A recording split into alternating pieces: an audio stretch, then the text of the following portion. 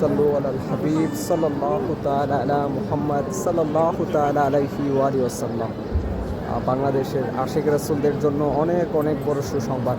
আল্লাহ পাকের দয়ায় আগামী ডিসেম্বরের 24, 25, 26 আজিমুশান দাওয়াত ইসলামীর ব্যবস্থাপনায় 3 দিনের সুন্নতে পড়া ইজতিমা অনুষ্ঠিত হবে ইনশাআল্লাহ তাআলা।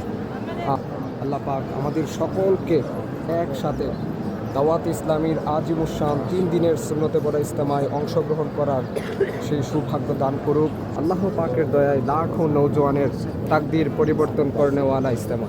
তো ইনশাআল্লাহ তাআলা আমি তো নিয়ত করছি ইনশাআল্লাহ তাআলা আজিমুশান 3 দিনের সুন্নতে পড়া ইজতিমায় অংশগ্রহণ করব।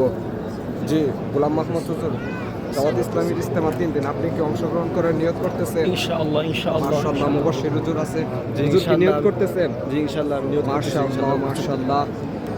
আল্লাহ পাক সকলকে দাওয়াত ইসলামীর আজিমুশান 3 দিনের সুন্নতে পড়া ইজতিমায় যাওয়ার সৌভাগ্য দান করুক।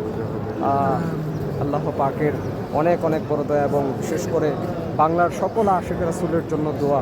আল্লাহ পাক যেন সকল আশিক রাসূলকে জীবনে একবার হলেও মক্কা মুকাররমা মদিনা মনোয়ারা জিয়ারত করার সৌভাগ্য দান করুক। সকল আশিক রাসূলকে আল্লাহ পাক বিনা হিসাবে জান্নাতুল ফেরদৌসে প্রিয় নবী সাল্লাল্লাহু তাআলা আলাইহি ওয়া সাল্লামের প্রতিবেশিত্ব এবং বিধানে মুস্তাফা দিয়ে ধন্য করেন ইনশাআল্লাহ। মোবারক ভাই আছে, মোবারক ভাই আপনিও কি ইজতেমায় যাবেন? দাওয়াত ইসলামী মাশাআল্লাহ মাশাআল্লাহ। আল্লাহ পাক সকলকে এক এবং নেক বানিয়ে দেখ।